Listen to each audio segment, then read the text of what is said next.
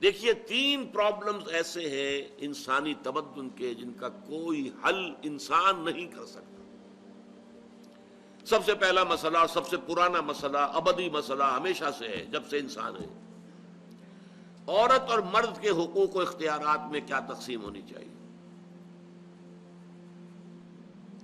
آپ کو معلوم ہے افراط و تفریط، یا تو عورت کو ملکیت بنا دیا گیا، جیسے بھیڑ بکری جو ہے آپ کے کھوٹے سے باندھ رکھی ہے، ایسے ایک عورت بھی باندھی ہوئی ہے، وہ آپ کی ملکیت ہے، اس کے کوئی حقوق نہیں ہے، اس کا کوئی لیگل سٹیٹس نہیں، اس کا کوئی تشخص نہیں، کوئی ہے ہی نہیں۔ یا وہ انتہا ہوگی، اور یا وہ انتہا ہے جو آج آ گئی ہے، بالکل مرد کے شانہ بشانہ، ساری تخلیقی مصلحتوں کو چھوڑا، ساری جو بھی انسان کی جو انیٹومیکل جو بھی ڈفرنسز ہیں ان کو چھوڑا، جو سائیکولوجیکل فرق ہے ان کی تخلیق میں اس کو بھی ایک جیسے برابر، نہیں، قطعاً نہیں۔ ان دونوں کے درمیان کیا توازن؟ یا وہ لونڈی بن گئی، بھیڑ بکری کی طرح کی ملکیت بن گئی، اس کا کوئی حق نہیں، اس کا کوئی لیگل سٹیٹس نہیں، اس کے والدین نے جہاں چاہا شادی کر دی، اس کی مرضی پوچھنے کا کوئی سوال ہی نہیں، جس کے چاہا حوالے کر دیا۔ وہ آج جو چل رہی ہے ونی کی رسم، وہ عورت کا کیا اختیار اس کے اندر ہے، اس بچیوں کا کیا اختیار ہے؟ وہ 1.5 سال کی ایک بچی بھی دے دی گئی ہے، انا للہ و انا الیہ راجعون، جو چاہے کریں۔ یہ تو ایک انتہا ہے۔ دوسری انتہا بالکل برابر، نتیجہ کیا نکلا ہے؟ بالکل برابر میں خاندانی نظام برباد ہو گیا، اس لیے کہ ایک ادارے کے 2 سربراہ برابر اختیار والے نہیں ہو سکتے۔ کسی محکمے کے 2 ڈائریکٹر ہو سکتے ہیں، کسی فرم کے مینیجنگ ڈائریکٹر 2 ہو سکتے ہیں، ڈائریکٹر 10 بنا لیں آپ، مینیجنگ ڈائریکٹر 1 ہوگا، کسی فرم کا چیئرمین 1 ہوگا، 2 نہیں ہو سکتے کسی بھی ادارے کی۔ اگر 2 بنا دیں گے فساد ہوگا، جھگڑا ہوگا، ان دونوں کے درمیان رسا کشی ہوگی۔ یہی تو ہمارا سب سے بڑا مسئلہ بنا ہوا ہے۔ پاکستان کا مسئلہ کیا ہے؟ ہم نے پارلیمانی نظام اختیار کیا ہوا ہے، انتہائی بیہودہ نظام، غیر منطقی نظام۔ آپ نے 2 بڑی بڑی سیٹس کریٹ کر دی، ایک ہیڈ آف دی اسٹیٹ ہے، ایک ہیڈ آف دی گورنمنٹ ہے۔ اب ان دونوں کے درمیان حقوق اور فرائض اور اختیارات کا کیا تقسیم ہوگی؟ ہو ہی نہیں سکتی۔ یا سارا کچھ صدر کے پاس جائے گا اور وزیر اعظم جو ہے وہ جونیجو کی مانند وزیر اعظم بن جائے گا، یا سارا کچھ وزیر اعظم کے ہاتھ میں ہوگا اور صدر جو ہے چودھری فضل الہی بن جائے گا، کہ جس کو وہاں ان کی دیواروں پر لکھا گیا تھا رہا کرو انہیں، چودھری فضل الہی کو رہا کرو، یہی ہوگا۔ تو ایک گھر کے 2 جو ہے 2 سربراہ نہیں ہو سکتے، خاندانی ادارہ تباہ ہو چکا ہے۔ اور جیسے کہ یہ آپ کو کہاوت ہے کہ جس بلی کی دم کٹ جائے وہ چاہتی ہے کہ تمام بلیوں کی دمیں کٹ جائیں۔ یورپ میں، امریکہ میں برباد ہو گیا خاندانی ادارہ، آج وہ تلے ہوئے ہیں کہ مشرق میں اور خاص طور پر مسلمان ممالک میں ابھی اگر کچھ انٹیکٹ ہے یہ خاندانی ادارہ، کچھ خاندانی اقدار ہیں جو برقرار ہیں، کچھ والدین کی عزت اور عظمت اور کچھ ان کا احترام اور ادب اور خدمت کا مادہ ہے جو برقرار ہے۔ چاہتے ہیں کہ ختم ہو جائے، تباہ و برباد ہو جائے۔ والدین بوڑھے ہو گئے تو پھینکو ان کو اولڈ ایج ہاؤسز کے اندر، اولڈ ہاؤسز میں، گھر میں کائے کو رکھنا ہے؟ نوجوان جوڑا ہے، اس کے خامخواہ ان کی خواہشات اور ان کے معمولات میں بیچ میں آڑے آنا۔ بوڑھی ماں جو ہے بولے بغیر رہے گی نہیں، دنگا فساد ہوگا تو رکھو اس کو وہاں پر اولڈ ہاؤس کے اندر، اللہ اللہ خیر سلام۔ یہ ہے اصل میں مسئلہ۔ اب عورت اور مرد کے درمیان کیا توازن ہو، انسان نہیں سوچ سکتا۔ دیکھیے انسان یا مرد ہوگا یا عورت ہوگی۔ مرد سوچے گا تو وہ اپنے اعتبار سے سوچے گا، عورت کی نفسیات کیا ہے، عورت کے احساسات کیا ہیں، اس کو کیا پتا۔ عورت سوچے گی تو اپنے اعتبار سے سوچے گی، مرد کے احساسات کیا ہوتے ہیں، مرد کی نفسیات کیا ہوتی ہیں، اسے کیا پتا۔ لہذا یا ادھر کا ہوگا یا ادھر کا معاملہ ہوگا۔ ایک ہی ذات دے سکتی ہے آپ کو نظام، جو مرد کی بھی خالق ہے عورت کی بھی خالق ہے، اسی نے بنایا دونوں کو، اور دونوں ہی اس کے لیے اولاد کے مانند ہیں۔ یہ حدیث نبوی کا ترجمہ کر کے بتا رہا ہوں آپ کو۔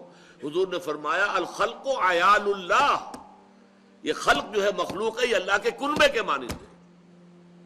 تو مرد بھی اللہ کے اس کنبے میں شامل ہے، عورتیں بھی شامل ہے. اس نے نظام دیا، شادی بیاہ کے یہ قوانین ہونے چاہیے، طلاق وغیرہ کا یہ مسئلہ ہونا چاہیے. یہ سارا ضابطہ جو دیا ہے وہ اس لیے دیا ہے کہ یہ انسان اپنے ذہن سے نہیں سوچ سکتا. آج تباہی آ گئی ہے مغرب کے اندر، شادی کرنا ہی نہیں چاہتے. We are living together. شادی کریں گے تو نتیجہ پتہ ہے کیا نکلتا ہے؟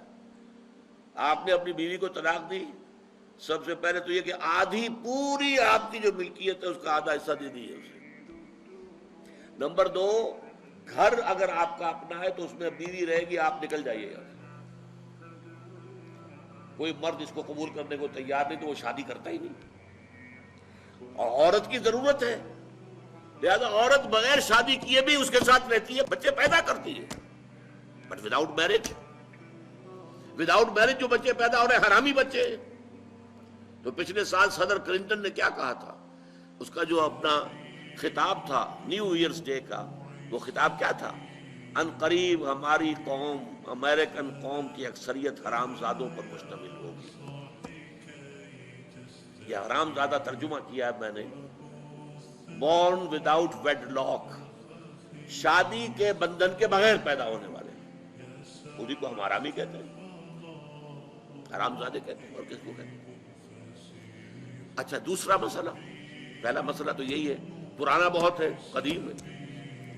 دوسرا مسئلہ، ایک ریاست ہے، ایک نظام ہے، اس کے کچھ اختیارات اور حقوق ہونے چاہیے. ایک عوام ہے، ان کے کچھ اختیارات ہونے چاہیے. عوام چاہیں گے زیادہ سے زیادہ آزادی ہمیں ملے، ریاست چاہے گی زیادہ سے زیادہ اختیار ہمارے ہاتھ میں ہو. اب جو کچھ ہو رہا ہے ترمیمات کے ضمن میں کیا ہو رہا ہے؟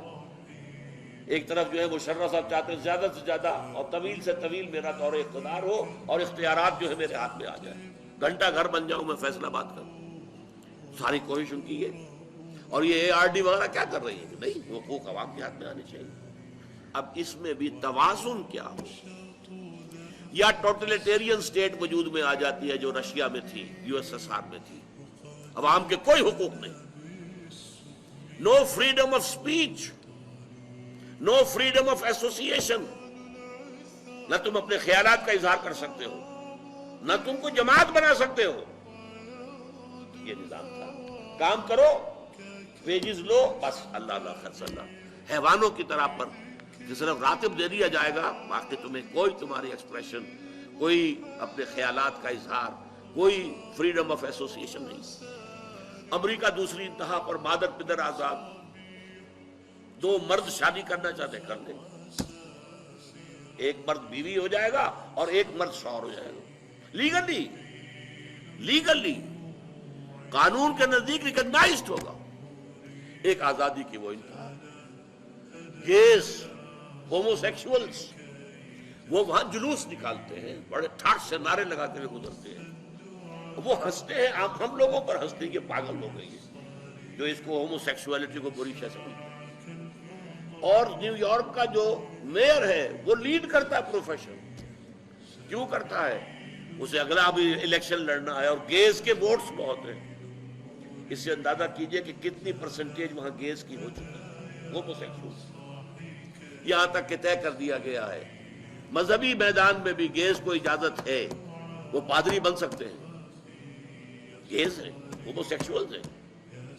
فطرت کے خلاف کام. کیا وہ آزادی ہے؟ تو کہاں ہے بیلنس؟ انسانی ذہن کے لیے ناممکن ہے اس بیلنس کا تلاش کرنا. نمبر 3، سرمایہ اور محنت. پروڈکشن جو بھی ہوتی ہے 2 چیزوں سے ہوگی. سرمایہ دار تھا، اس نے کارخانہ لگایا ہے، اتنے کروڑ روپے لگا دیے ہیں، یہ کیا ہے، وہ کیا ہے، یہ سرمایہ ہے. لیکن وہ کیا کر لے گا اکیلا؟ 10,000 آدمی کام کر رہا ہے، لیبر ہے. اب جو کچھ بھی بن رہا ہے، جو پروڈکٹ بن رہا ہے اور جو اس سے آمدنی ہو رہی ہے، اس میں دونوں کے حصہ ہے، لیبر کا بھی حصہ ہے اور سرمایہ کا بھی حصہ ہے. لیکن منافع میں کتنا حصہ سرمایہ کا ہوگا، کتنا لیبر کا ہوگا، کون طے کرے گا؟ یا تو سرمایہ داری بن جائے گی، تب میں تو آپ کو 10 روپے دے سکتا ہوں ڈیلی ویج، منظور ہے تو کام کیجئے ورنہ چاہیے دفع ہو جائے. اور بہت سے آپ کے بھائی موجود ہیں جو 10 روپے پر کام کرنے کے لیے تیار ہو جائیں گے. ساری دولت سمٹ کر جا رہی ہے کارخانے دار کے ہاتھ۔ کیپٹلزم جو کیپٹل ہے، جو سرمایہ ہے، اصل جو ہے دولت اسی کی طرف، روپے کو روپیہ کھینچتا ہے، پیسے کو پیسہ کھینچتا ہے۔ لہذا امریکہ میں آپ کو ایسے لوگ مل جائیں گے جنہیں اپنی دولت کا اندازہ نہیں ہے کہ کتنی دولت ان کے پاس ہے، بلینز آف ڈالر کا ایک ایک چیک لکھ سکتے ہیں۔ دوسری طرف امریکہ میں آپ کو گھیٹوز مل جائیں گے، گھیٹوز، اور ایک ہی جزیرہ ہے مینہٹن، کوئی 11 میل لمبا ہے، چوڑائی کہیں 2-3 میل ہے، کہیں ذرا زیادہ ہے۔ اس کے ساؤتھ میں جہاں یہ 2 بڑے بلڈنگیں کھڑی تھی جو گرائی ہیں، جو بھی تھے دہشت گرد، یہاں پر یہ اس کا ریچسٹ حصہ ہے، پوری دنیا کی دولت یہاں جمع ہے، سارے بینک وہاں ہیں۔ اور اسی جزیرے کے شمالی علاقے کے اندر گھیٹوز ہیں، افرو امریکنز، کالے امریکی، یوں سمجھیے کہ سب ہیومن لیول پر رہ رہے ہیں، حیوانوں کی طرح زندگی گزار رہے ہیں۔ یہ ڈسپیرٹی نظر آ جائے، تو اب عدل و انصاف کی کیا شکل ہو؟ یا وہ ہے جو رشیا میں اور USSR میں تھا، یا یہ ہے جو امریکہ میں اور اس کے الائز کے اندر ہے۔ یہ ہے وہ مسئلہ جہاں انسان ہاتھ جوڑ کر، گھٹنے ٹیک کر اللہ سے دعا کرنے پر مجبور ہے، اے اللہ تو نے مجھے فطرت سلیمہ بخشی، اے اللہ تو نے مجھے عقل سلیم سے نوازا، اے اللہ میں نے تجھے پہچان لیا کہ کل شکر اور کل ثنا کا مستحق تو ہی ہے، اے اللہ میں نے تجھے پہچان لیا کہ تو تمام جہانوں کا پروردگار اور مالک ہے، اے اللہ میں نے تجھے پہچان لیا جزا و سزا کے دن کا مالک و مختار مطلق تو ہے، اے اللہ میں نے طے کر لیا ہے تیری ہی بندگی کرتا ہوں اور کروں گا، اور تو ہی سے مدد چاہتا رہوں گا، لیکن اے اللہ میں مجبور ہوں، میری عقل جو ہے میرا ساتھ نہیں دیتی، کروں کیا، چلوں کس راستے پر، کون سے راستے پر؟